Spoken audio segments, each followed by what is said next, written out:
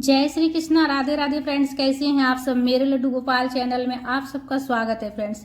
आज मैं आप सबके साथ सोमवती अमावस्या की बिल्कुल सरल पूजा विधि में आप सबके साथ शेयर करूंगी फ्रेंड्स। सोमवती अमावस्या का व्रत जो और पूजा जो है सुहागने पति की लंबी आयु के लिए करती है। और अगर पीपल का पेड़ ना मिले तो ऐसे में पूजन कैसे करेंगे, परिक्रमा कैसे करेंगे, तो आज के वीडियो में मैं आप सबके साथ शेयर करने वाली हूँ फ्रेंड्स कि अगर पीपल का पेड़ ना मिले तो आप तुलसी में पूजन कैसे कर सकते हैं, गौरी गणेश की पूजा कैसे कीजिएगा और परिक्रमा कैसे कीजिएगा। तो पूरा वीडियो देखिएगा फ्रेंड्स, और वीडियो पसंद आए तो लाइक ज़रूर कर लीजिएगा और हमारे चैनल पर अगर नए हैं तो सब्सक्राइब जरूर कर लीजिएगा फ्रेंड्स। तो सबसे पहले तुलसी के पास हम जो है ना सारा सामग्री हम रख लेंगे इकट्ठा करके एक जगह, सारा रख लेंगे एक बार, सारा चीज़ पूजा का जितना बस सामग्री है सब रख लेंगे। उसके बाद हम पूजा के लिए देखिए ये सारा सामग्री हम लिए हैं और पूजा करेंगे। तो तुलसी के पास ही हम एक पूजा की चौकी हो तो छोटा सा लगा लीजिएगा, छोटा सा पाटा टाइप का हो तो लगा लीजिएगा। और अपने लिए भी एक आसन बिछा लीजिएगा और आसन बिछा कर उस पर बैठ जाइएगा पूजा करने के लिए। तो देखिए छोटा सा मैं एक पाटा ली हूँ, पीढ़ा ली हूँ और उस पर मैं आम के पत्ते का आसन दे रही हूँ। आप चाहे तो कपड़े का आसन भी दे सकते हैं उस पर, या फिर अशोक के पत्ते, पान के पत्ते या फिर आम के पत्ते। मेरी तरह बिल्कुल सरल विधि से आम के पत्ते का आसन देकर, अक्षत का आसन देकर हम गौरी गणेश जी को विराजित करेंगे। तो देखिए सुपारी के स्वरूप में मैं गौरी गणेश जी को विराजित कर रही हूँ, सुपारी के स्वरूप में। और जो सोमवती अमावस्या की जो पूजा होती है ना उसमें गौरी गणेश की पूजा की जाती है। तो गौरी गणेश को हम विराजित कर लेंगे। अब सबसे पहले हम जल का छिड़काव करके भाव स्नान करा लेंगे गणेश जी को और गौरी माता को सबसे पहले। उसके बाद हम पुष्प अर्पित कर लेंगे, रोली से तिलक कर लेंगे गणेश जी को।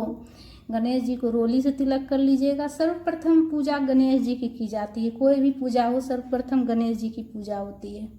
उसके बाद वस्त्र के रूप में कलावा अर्पित कर लेंगे गणेश जी को। गौरी माता को भी हम वस्त्र के रूप में कलावा अर्पित कर लेंगे।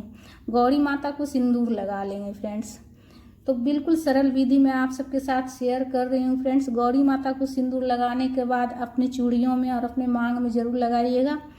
माता को सिंदूर लगाने के बाद अपने मांग में सिंदूर लगाने से अखंड सौभाग्य की प्राप्ति होती है। उसके बाद हम तुलसी में भी जल चढ़ा लेंगे, तुलसी माता को भी जल चढ़ा लेंगे। जल जो लीजिएगा उसमें थोड़ा सा गंगा जल मिला लीजिएगा फ्रेंड्स। उसके बाद वस्त्र के रूप में हम कलावा अर्पित करेंगे तुलसी माता को भी। आप चाहे तो चुनरी भी अर्पित कर सकते हैं। तो मैं बिल्कुल सरल विधि बता रही हूँ फ्रेंड्स। अगर चुनरी हो तो आप चुनरी भी माता को, तुलसी माता को चढ़ा सकते हैं, नहीं तो आप कलावा अर्पित कर लीजिएगा बिल्कुल सरल विधि से। और तुलसी माता को भी सिंदूर लगा लीजिएगा और जो तुलसी चौरा है उसमें भी 5 बार सिंदूर टिक लीजिएगा। ठीक है फ्रेंड्स। तो इस तरह से अगर आपके पास अगर आसपास अगर कहीं पीपल का पेड़ नहीं हो तो आप इस तरह से बिल्कुल सरल विधि से घर पर सोमवती अमावस्या के दिन आप पूजा कर सकते हैं। उसके बाद पुष्प अर्पित कर लीजिएगा गौरी माता को, गणेश जी को, गौरी माता को और तुलसी माता को पुष्प अर्पित कर लीजिएगा। जिस भी कलर का फूल हो, माला हो, आप चढ़ा लीजिएगा। उसके बाद दीपक प्रज्वलित कर लीजिएगा। अक्षत के आसन देकर दीपक को हम रखेंगे। दीपक का इस बात का ध्यान रखिएगा, दीपक जो प्रज्वलित कीजिएगा वो रुई की बाती नहीं होनी चाहिए। ठीक है फ्रेंड्स। कलावा से बाती तैयार कर लीजिएगा और दीपक आप घी से भी प्रज्वलित कर सकते हैं या फिर तिल का तेल से भी कर सकते हैं। ठीक है। और गौरी माता को, तुलसी माता को सुहाग की सामग्री चढ़ा लीजिएगा। सुहाग की सामग्री में आपके पास जितना हो, 2 तरह, 4 तरह, 5 तरह का चढ़ा लीजिएगा और उसमें आप जो है ना कुछ दक्षिणा रख लीजिएगा सुहाग की सामग्री के साथ भी। उसके बाद फल का भोग लगा लेंगे। सीजन का जो भी फल हो, मिठाई हो तो मिठाई का भी आप भोग लगा सकते हैं। तो मैं बिल्कुल सरल विधि बता रही हूँ कि अगर एक तरह का फल हो तो आप फल का भी भोग लगा सकते हैं। उसके बाद हम धूप प्रज्वलित करके धूप दिखा लेंगे। तो सुहाग की लंबी आयु के लिए यह पूजा किया जाता है और 108 बार परिक्रमा किया जाता है फ्रेंड्स पीपल वृक्ष की। अगर पास में पीपल नहीं हो, पीपल वृक्ष को भी विष्णु स्वरूप माना गया है। अगर पीपल वृक्ष नहीं हो तो तुलसी का पेड़ जो है वो भी विष्णु स्वरूप होता है, तो आप उसमें पूजा कर सकते हैं। धूप प्रज्वलित करके धूप दिखा लीजिएगा। उसके बाद पूजा में कुछ आप दक्षिणा रख लीजिएगा। और परिक्रमा करने के लिए आप जो है ना आप अपना मतलब श्रद्धा शक्ति के अनुसार जो चाहे आप ले सकते हैं। 108 मिठाई ले सकते हैं, 108 ड्राई फ्रूट ले सकते हैं। मतलब 108 होना चाहिए, गिनती का 108 होना चाहिए। तो मैं मूंगफली का दाना ली हूँ, तो 108 गिन कर लेना है। आप भिगोया हुआ चना भी ले सकते हैं, ड्राई फ्रूट भी ले सकते हैं, कोई फल भी 108 ले सकते हैं, टॉफ़ी भी ले सकते हैं, चॉकलेट भी ले सकते हैं, मतलब 108 लेकिन लेना रहता है। ठीक है, इस बात का ध्यान रखिएगा। उसके बाद सबसे पहले हम कलावा से परिक्रमा कर लेंगे। कलावा 5 बार लपेटते हुए परिक्रमा कर लीजिएगा फ्रेंड्स। कम से कम 5 बार जो है ना कलावा लपेट लीजिएगा। तो वीडियो में मैं अभी पूरा 5 नहीं दिखाऊंगी, इसलिए कि वीडियो बहुत ज़्यादा लंबा हो जाएगा, तो इसीलिए इसे पूरा 5 में नहीं दिखाऊंगी। तो 5 बार परिक्रमा कर लीजिएगा फ्रेंड्स, ठीक है। और जितनी बार परिक्रमा कीजिएगा उतनी बार जो है ना गौरी माता को सिंदूर लगाइएगा और तुलसी माता को सिंदूर लगाइएगा। और सिंदूर दानी जो है वो अपने आंचल के ऊपर रख कर परिक्रमा कीजिएगा। अगर आपका सिंधौरा हो शादी वाला तो वो भी आंचल के ऊपर रख कर परिक्रमा कीजिएगा। और उतनी बार जो है ना आप सिंदूर लगाइएगा गौरी माता को, और तुलसी माता को आप सिंदूर लगाकर अपने मांग में जरूर लगाइएगा। उसके बाद कलावा से परिक्रमा करने के बाद जो 108 हम गिन कर लिए हैं परिक्रमा करने के लिए, तो एक बार में हम बस एक ही उठाएंगे, एक उठाएंगे। और सबसे पहले हम गौरी माता का सिंदूर लगाएंगे, तुलसी माता का सिंदूर लगाएंगे, और एक चीज़ उठाकर हम परिक्रमा करेंगे, और एक बर्तन वहाँ पात्र रखेंगे और उसी में हम रखते जाएंगे। ठीक है, इस तरह से एक एक उठाकर जो है ना 108 बार परिक्रमा करनी होती है फ्रेंड्स।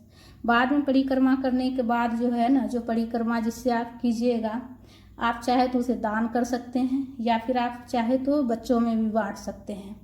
आस पड़ोस का जो बच्चा हो उसे भी बांट सकते हैं। चाहे तो आप दान भी कर सकते हैं किसी पंडित ब्राह्मण को। ठीक है फ्रेंड्स। और सुहाग की सामग्री भी जो चढ़ाए हैं वो भी जो है ना आप दान 1-2 सामान अपने लिए रख कर और दान कर दीजिएगा, इसलिए कि दान करने से भी सुहाग बढ़ता है। इसलिए इसमें दान पुण्य का भी बहुत ज़्यादा महत्व है। पंडित ब्राह्मण को जो पूजा में दक्षिणा रखिएगा वो भी जो है ना आप कुछ अनाज वगैरह रख कर पंडित ब्राह्मण को दान कर दीजिएगा, जो दक्षिणा रखें पूजा में। तो परिक्रमा करते जाइएगा और सिंदूर गौरी माता को लगाते जाइएगा और अपने मांग में भी लगाते जाइएगा। इस तरह से आपको 108 बार परिक्रमा करनी है। उसके बाद कथा की पुस्तक हो तो कथा पढ़ लीजिएगा हाथ में पुष्प लेकर। आप कथा चाहे तो पहले भी पढ़ सकते हैं परिक्रमा के पहले, या तो फिर परिक्रमा करने के बाद भी कथा पढ़ सकते हैं फ्रेंड्स। ठीक है, तो कथा पढ़ने के बाद हाथ में जो पुष्प है वो माता के चरणों में अर्पित कर लीजिएगा।